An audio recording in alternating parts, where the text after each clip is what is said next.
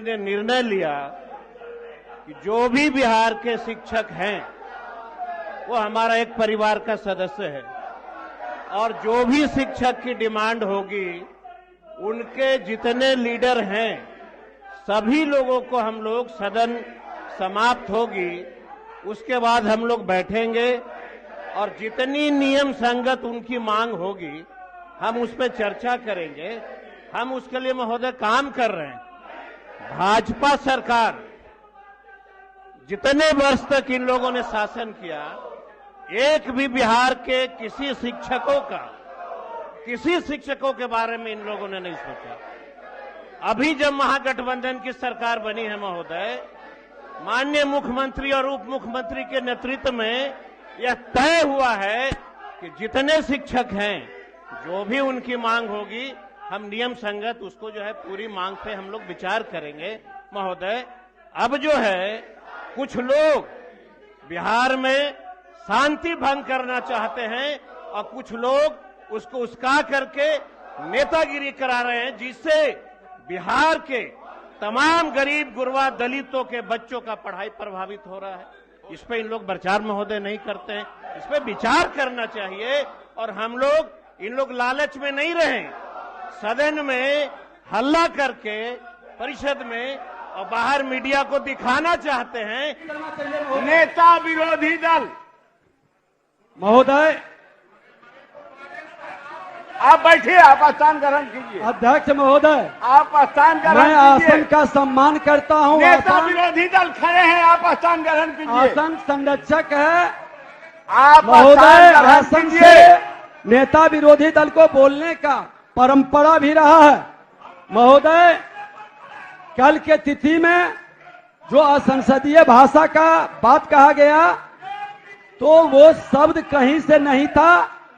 सुनने में या सत्ता के ट्रेजरी बेंच के दबाव में आसन से उस तरह की बात नहीं आने चाहिए क्योंकि आप सभी का संरक्षक है महोदय। क्योंकि जनता देख रही है, आज बच्चे भी हैं और पूरा बिहार में हम लोग विश्वास जीत कर आते हैं तो ईमानदारी से विरोधी दल का काम है महोदय कि सरकार के कमी को, खामी को, भ्रष्टाचार को उजागर करना ताकि सरकार उसको संज्ञान में ले।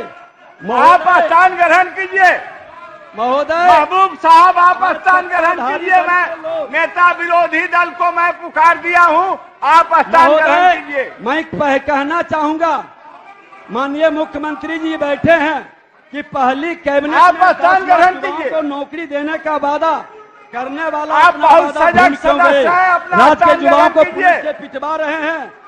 कार्यरत शिक्षकों को महबूब साहब राजकर्मी का स्थान ग्रहण दर्जा देने एवं समान आप वेतन, समान स्थान भत्ता ग्रहण सुविधाओं कीजिए। का वादा करने वाले आज मौन क्यों हैं महोदय? संविदा कर्मी, लाखों नौजवान, किसान सलाहकार आज पटना में प्रदर्शन कर रहे हैं, लाठीचार्ज हो रहा है महोदय। माननीय से नेता कार्यरत हैं, इनके भविष्य के साथ खिलवाड़ किया जा रहा है। संक्षेप करें। इन्हें अस्थायी करते हुए जनसेवक का पद दर्जा दिया जाए। बीत रहे शिक्षकों का अनुदान की राशि महीनों से बकाया क्यों है महोदय? अनुदान की राशि में कटौती क्यों की जा रही है?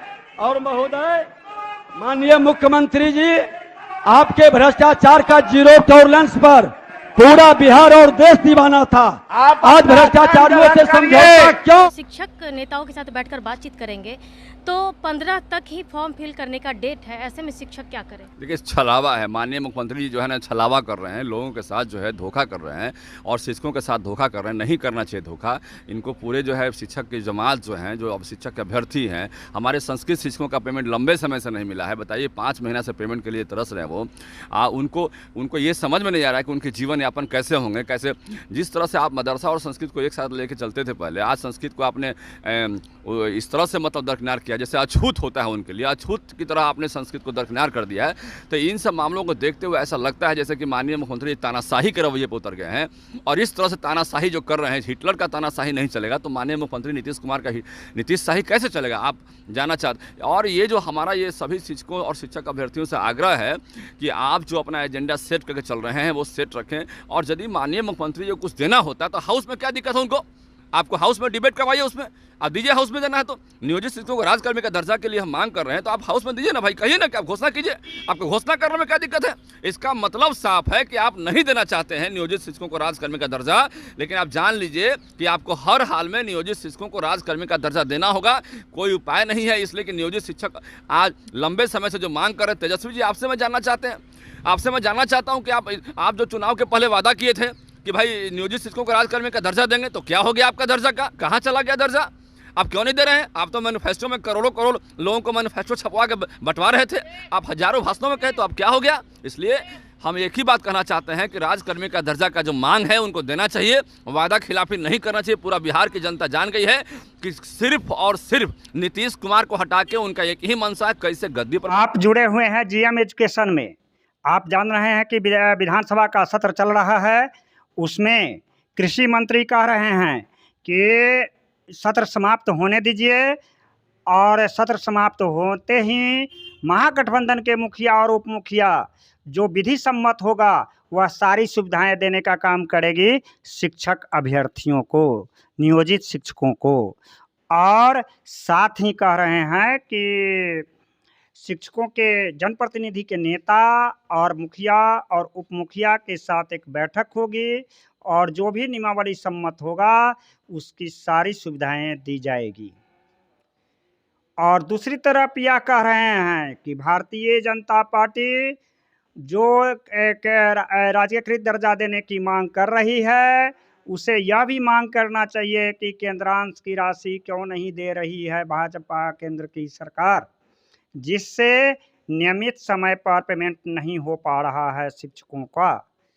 दूसरी तरफ विजय कुमार सिन्हा जी कह रहे हैं कि वित्त रहित शिक्षक कर्मचारियों के बारे में क्या सोच रही है यह सरकार, और शिक्षक अभ्यर्थियों को क्यों लाठी मार रही है नौकरी देने के एवज में, जबकि अब यह घोषणा की थी कि हमारी सरकार बनेगी तो 10 लाख नौकरी पहली कलम से देंगे।